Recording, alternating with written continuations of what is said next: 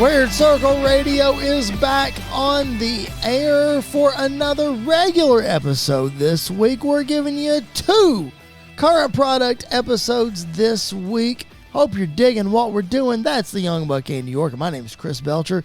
It's Money in the Bank week. It's pay-per-view week. Andy, we can't let the week go by without telling the people what we think, giving predictions, and all of those fun things. Yeah, we can't. I mean, it's Money in the Bank season.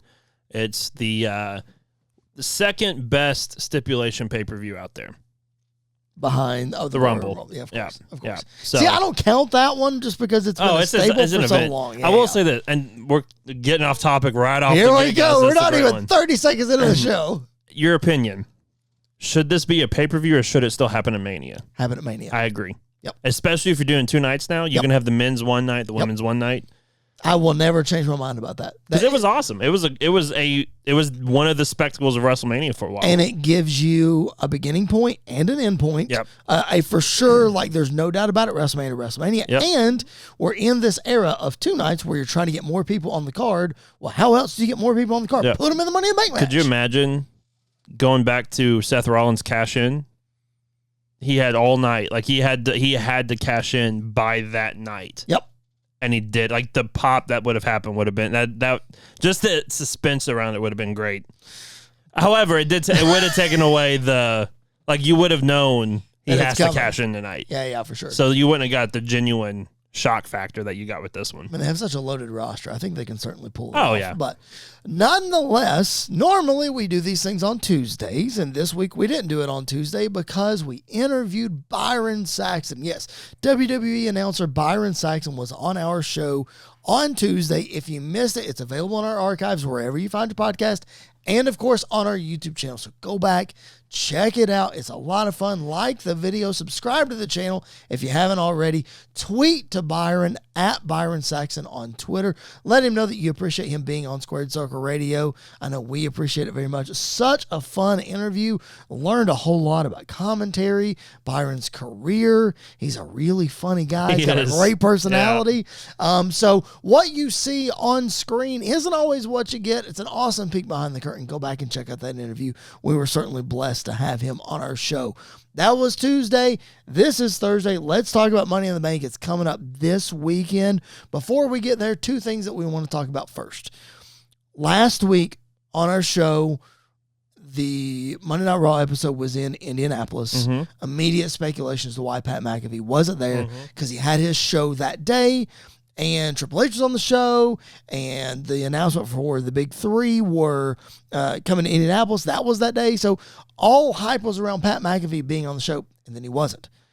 And then you and I were like, well, it's got a storyline, right? Yep. It's got to be storyline.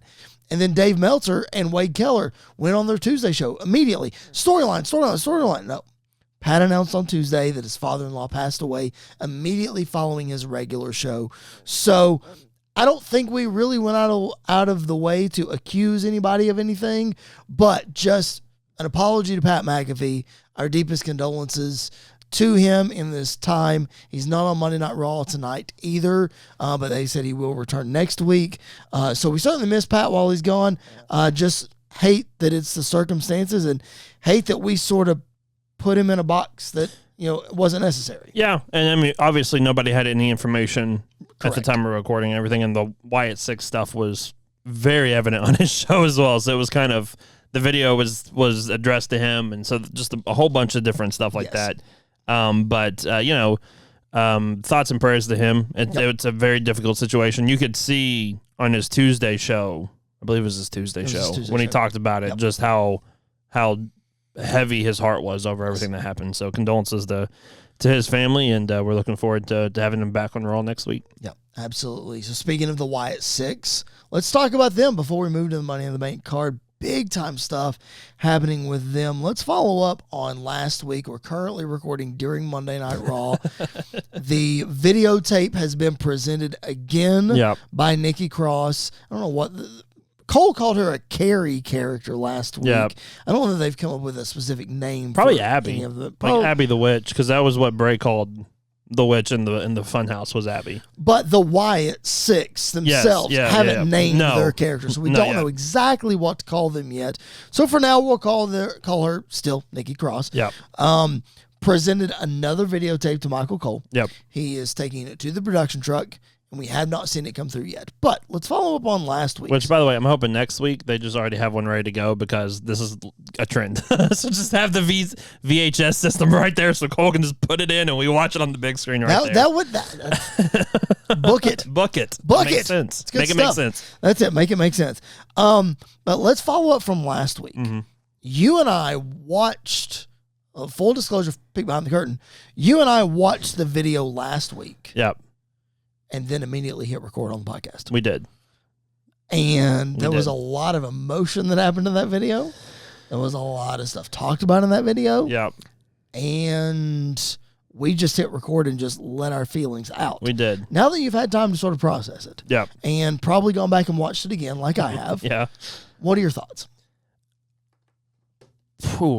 Production wise, it's just phenomenal to see the things that they're doing, and the whole premise and the whole thing behind the Wyatt Six has been grounded in reality. Yes, and yes, you could nitpick a lot of stuff that's like that doesn't seem like reality and stuff like that. However, the way they're portraying this and making Uncle Howdy actually makes sense now. Yeah, like we never really got to understand who Uncle Howdy was to the Bray Wyatt character during Bray's run. Well, now we've kind of switched it into this is how Bo or Taylor or whatever it's going to go by is dealing with the grief. One, the grief of losing Bray, but then two, the pressure of living up to Bray's legacy. Yeah, it's all real. It's all real, and that is how Uncle Howdy was created. And I love all the characters. You could go down the list, and I'm sure, we're going to get another one tonight, probably a different character. But, you could put Eric Rowan in that same spot. Yeah. Losing not just Bray, losing Brody at the same time. And you could talk about that, and that's his motivation. Nikki being dumped by Alexa, being dumped by Sanity, being dumped by, having to be a superhero and all this stuff. And now she can use that. Joe Gacy lost his family on NXT. You can use that. Dexter Lumis lost the way. So you like all of these things you can make sense, and you can tell the story as them using these personas to project their emotions. And I love that. Not only that, but that's the emotions of Bray. They talk about the Firefly Funhouse is where he suppressed all of his emotions. Yeah. And these are his real emotions coming to life. So it's all this emotion just wrapped into these characters coming to life and in a very vicious way. Yeah. Yeah, a very vicious way. And a way that it makes sense, but it doesn't necessarily define everything yet. Correct. Which I really, really enjoy that they have done this. They've also, I don't know if you noticed, they have also a Twitter account now, or an X account, the Wyatt Six does. So they've been posting videos and like ciphers and things like that, just kind of asking the same questions. So it's very interesting to see how things go. Again, the bell has to ring at some point. But until that happens, until we get to that, the build up to everything has been really interesting. I wouldn't be shocked if Uncle Howdy didn't wrestle at SummerSlam because that's where The Fiend made his debut. Oh, that's true. Was on SummerSlam. Yeah. So I could absolutely see that kind of taking place again. But just it's just a fantastic thing. Yeah, it really is. I mean, whether it's SummerSlam, further down the road, I don't know. On one hand, like you think they could go a really long time telling these stories and not get in the ring. Yeah. But then on the other hand, you have your wrestling purists who would say, let's get in the ring, let's go, whatever. Yeah. So we're in this era of long-term storytelling, as we keep telling ourselves. So it's a bit of an adjustment, even if we like it. I feel like, you know what I mean? Yeah, because really is. We want that payoff. Yeah, and we're used to... We're used to either getting it or never happening and just getting frustrated with it at the same time. We're not used to these long-term storytelling. We're getting more used to it, I feel like. But, I don't know if Uncle Howdy's going to be the first one to wrestle. I don't know if Bo Dallas is going to wrestle just by himself without being Uncle Howdy. There's so many different options you can go with these characters that it's endless right now, which is awesome. I brought up something about Jim Cornette last week. This week I'm going to bring up Vince Russo. Oh, no. This one's actually not bad. I sort of agree with this one. I want to get your take on it. You mentioned earlier about the way they're telling this story and it being personal, all that kind of stuff. Russo said that he wished that we would have gotten a follow-up from Michael Cole last week after the video. Like, if this is as real as it was, Cole, we should have went to Cole on commentary. Like, I don't know what we just watched. You know, what's your feelings on that? Yeah, I don't know. I'm on the fence. You got to be careful about that because I remember after the Firefly Funhouse, they went to Titus and he kind of did the same thing, and I was like, okay, you just that's kind of hokey when you do it. But it's Titus. Yeah, and them mentioning the QR codes at the beginning was like interesting. They didn't really do that with Bray and everything else, right? But then once they started mentioning it, and then the episode when they showed up and it happened to Drew, Cole said a couple of things that just didn't feel organic. Okay, and I think that's it's one of those. I would rather them show us, not tell us, and just be quiet and just kind of let these things play out by themselves. Have you seen the crowd reaction from in the arena last week when they played the video? When they realized it was Bo talking to Uncle Howdy, there was an audible gasp. And then when they asked the question, there was another one. So, like, they're doing a great job of telling us some things, but they're showing us a lot more at the same time, which is I think, very vital in WWE today. I mean, we talked about it in our Byron interview, the things in the background that we're seeing. They're not telling anything. They're not really mentioning, but they're still showing us details that sometimes we see, sometimes we don't see. And sometimes they mean something and sometimes they don't. Yeah. Yeah. So every glitch that happens on Raw now, I'm like, that was Uncle Howdy, even though it probably wasn't. Like, it's just a technical thing that happened. Those things do happen. Technology does fail. Oh, man. Speaking of that Byron interview, go back and check it out. It's from Tuesday. Byron Saxon from WWE, yes, was on our podcast last week. Earlier this week, our last episode. So go back and check that out. It's on our YouTube channel, available wherever you find your podcast, on Google, on Spotify, all those things. We're available there too. Byron Saxon from WWE. Go check it out. A whole lot of fun.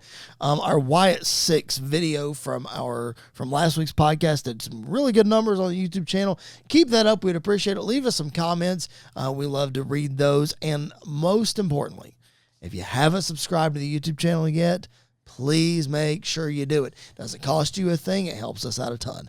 We would appreciate it very much. Okay, let's get to it. Money in the Bank this coming Saturday.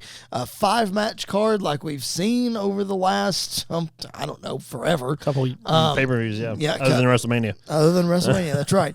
5-match card, but a loaded 5-match card. Lots at stake. Let's start with the big 6-man tag. I don't know if it's going to be the main event or not. I'll tell you this. If it is the main event, it's pretty telling. In my opinion. I agree. We have Cody Rhodes, Kevin Owens, and Randy Orton teaming up against the Bloodline. Has not been confirmed yet who it is, but we assume. Yeah, because I think some of them have trouble traveling because of criminal backgrounds. That'd be Mr. Jacob. Well, I think Tongaloa too. Oh, really? Maybe. I don't know. I don't think because they couldn't go to Saudi. Depends on who you can get in the country, I guess. Apparently. That's a bad joke. I'm so sorry. Apparently. But I don't know. We'll see. I think it's Solo, Tama Tonga, and Tongaloa. That would be my guess. Yeah, probably. But it looked like on the graphic that it was Solo, Tama Tonga, and Jacob were in the front and center. Yeah, so my question would be, why would you bring Jacob in now then if he's not going to wrestle in this match? I don't know. It's a good question. Who knows? I will say this though.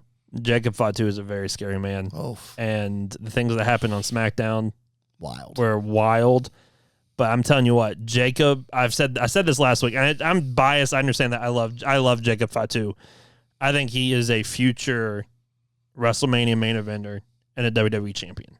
I mean, I'm sure you're right. Because he's got everything that they're looking for. Well, do you know? Yes, that is true. Yeah. But the reason I think that's true is because this Bloodline storyline is going to go on for forever. What the Bloodline did for Jey Uso, this new run will do for Jacob. I mean, just look at this. I feel like. Look at this. Roman Reigns, who was fed dog food and said suffering succotash. Oh, I forgot about the dog. Oh, you just unlocked 2019 in my mind. Oh, right? My gosh. Roman Reigns. Yeah.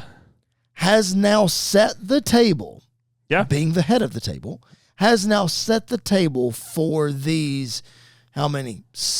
Call it 7. Yeah. Roundabout number. Yeah. For these 7 superstars for the next 10 years. Yeah. Oh, absolutely. I mean, this storyline could literally never And there's end. more. There's more out there. There's more out there. Storyline could literally never end. There's so many different directions they can go in with the Bloodline storyline. And I will admit, I was one of those that sometime after WrestleMania, the Bloodline storyline started off really strong when they kicked out Jimmy, and then it kind of dipped and kind of did this. I'm back up here again. Sure. And I think the reason why is we are getting closer and closer and closer to the big return. All right, so that begs maybe even really close, depending on how the show goes. So that begs the question of we're looking at this big 6-man tag. Yep. Paul Heyman told Solo last Friday, keep Cody Rhodes in check. Or sorry, Friday before last. Yep. Keep Cody Rhodes in check. And Solo's doing the opposite. Yep. And lots of we want Roman chants still. Does it happen? At this show, it's like you said. Does it happen? It's like you said. If this main event, I'm feeling very confident that he's showing up. Yep. If it doesn't main event, I'm not entirely sure. Oh, if it doesn't main event, he's not showing up. No. The question is, who is he showing up to go after? I think he goes after Cody. I think the bloodline as a whole stands strong. I use air quotes. If you're not watching on the YouTube channel, air quotes, stand strong at the end of the event, because I am still convinced that the SummerSlam match is Cody versus Roman. Because I think Roman thinks he still has the bloodline. He thinks that he can come back, see all of the problems that's happening. I can fix this.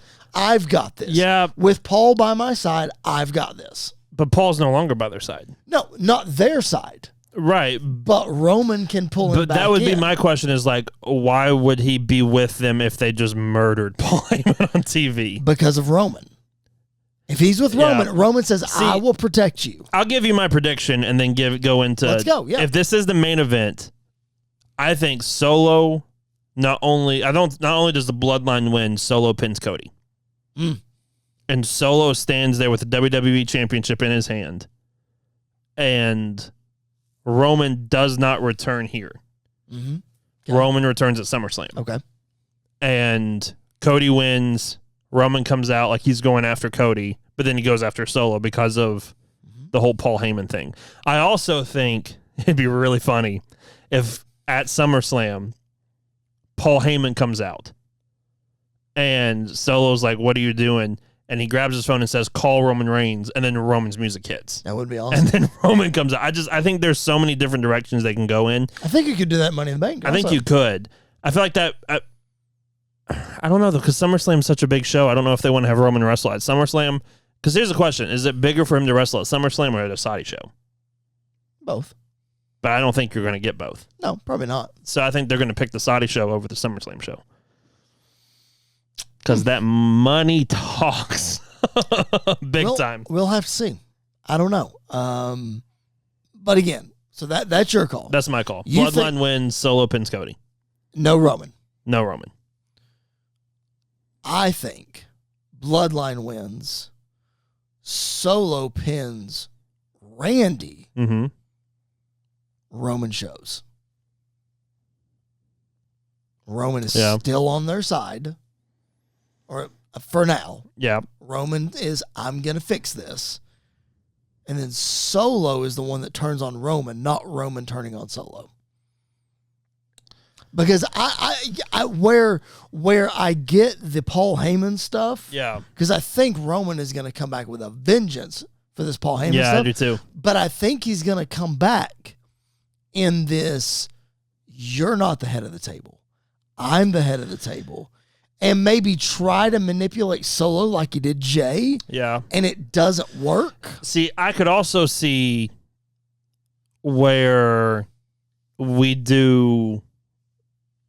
Bloodline wins, and then later on the night, Bloodline gets involved in Money in the Bank. Oh, that could happen. Cost Jey Uso. Oh, yeah, that could happen. Yeah. SummerSlam main event is Cody versus Solo. Jay comes out, Jimmy comes out, Roman comes out. Okay. And the OG bloodline is back to fight this new form of the bloodline.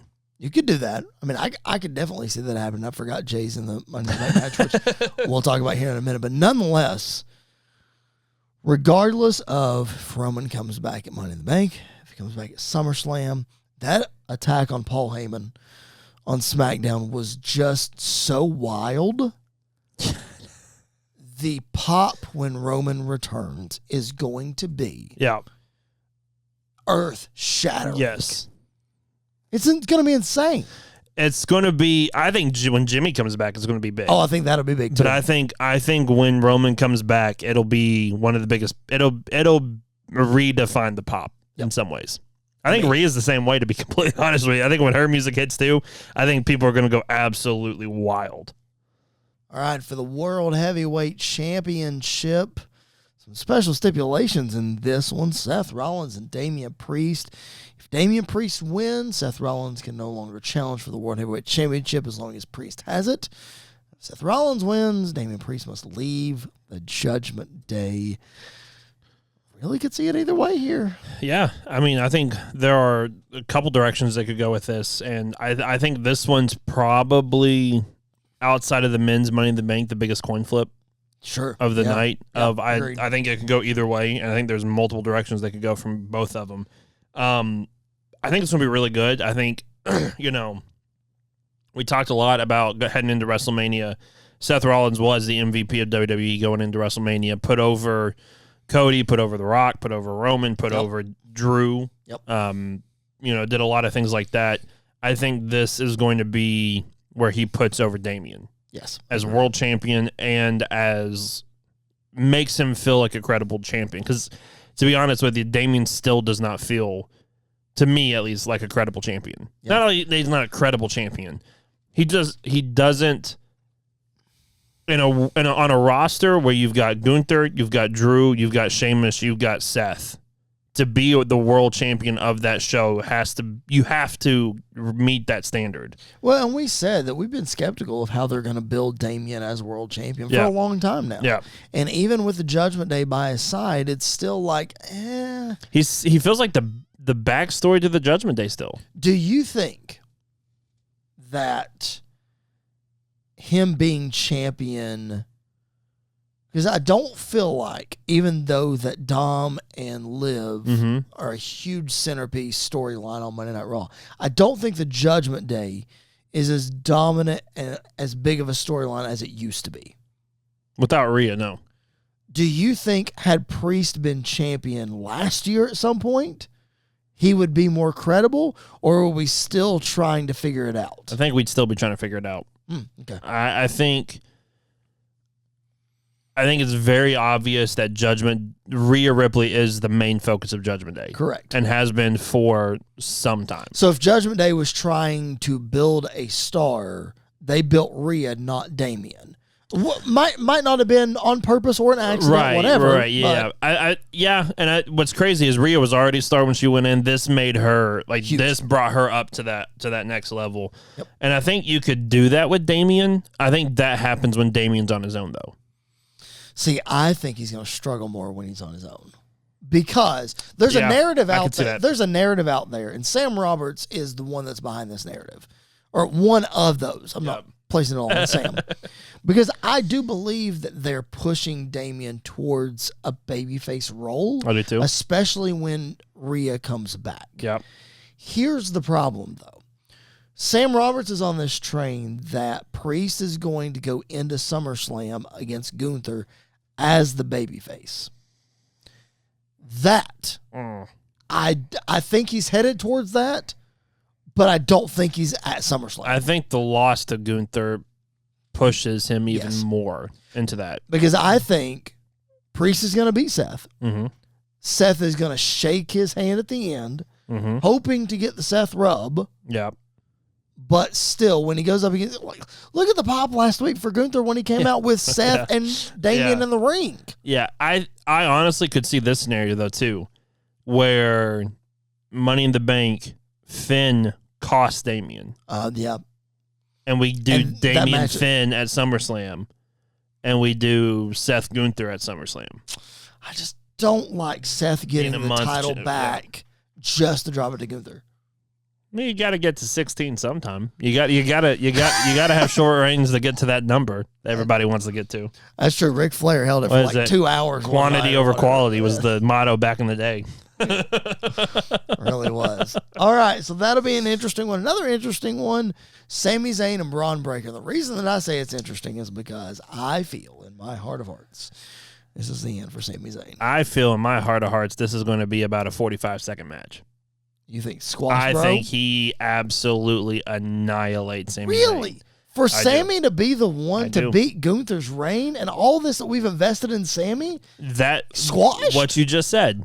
The one that beat Gunther's reign gets squashed by Braun Breaker, automatically elevates him to the next level. It's the same thing that we talked about, like, after Brock beat Taker's streak, the next person to beat Brock was going to be a big deal. They gave it to Goldberg, which makes no sense to me, but that's fine. But you could have built that up even more of, like, the person that did the unthinkable just got murdered. Right. That person that did that is now terrifying. And I think, honestly, Braun Breaker is going to be that guy. And I think Braun Breaker, I mean, he already broke Ludwig Kaiser's ribs. Yep. He's just an absolute animal.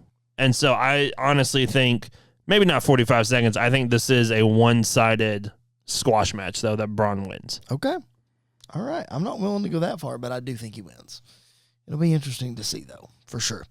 All right, let's talk about your other coin flip match, the men's Money in the Bank ladder match. Again, we're recording this during Monday Night Raw, so I know you're listening to it on Thursday, but Raw is still going on, so we don't know who the last participant is. It's either going to be Drew, Sheamus, or Ilya. If you had to make a pick, Drew. I'm going to say Drew as well. Okay, so for our purposes, it's Drew McIntyre against LA Knight, Andrade, Chad Gable, Carmelo Hayes, and Jey Uso. It's a coin flip, man. A lot of different ways they can go with this. You could give the rub to Andrade. You could give the rub to LA Knight. Chad Gable's in the middle of this Wyatt Six storyline, which, I mean, I think all signs point to Chad Gable's climbing the ladder and boom, the lights go out and we get something Wyatt Six, right? Yeah. I mean, as we're sitting here recording, they played the video on Monday Night Raw. Yeah. They clearly called out Chad Gable. They did. They spooked him out on Raw tonight. See, that's the thing that's wild about this year's Men's Money in the Bank is all the names listed, probably apart from Andrade, have like a really good chance to win it. I still think Andrade could win it. I don't put him up as high as the other ones. I see a scenario where that happens. Chad Gable starts to make the climb, lights go out, you hear the note being played, and Uncle Howdy's on the other side of the ladder and all of that stuff. I could also see... can you imagine, especially if, like, the ladder's turned to the side and his side's facing face to face. Or, like, if there's two ladders, and then Howdy's on the other one. Yeah. I could also see a scenario where the Creed brothers and Ivy Nile help Chad Gable win Money in the Bank. So I could see that scenario. I see a scenario where LA Knight should have done what he did last year and won the Money in the Bank briefcase. Jey Uso is probably one of the favorites. Drew McIntyre with his whole CM Punk storyline. I could also see, because that's the thing, who's going to get screwed in this one? Yes. You can't have too many people. You know, you can't have Drew go out, Punk comes out, pushes it over. Oh, well, it would be kind of funny, though. Chad Gable's got the opportunity. He starts to make the climb. Lights go out. There's Uncle Howdy. It sounds like an MCWF Mayhem show is exactly what it sounds like. Does sound like that. Best show out there. Check it out.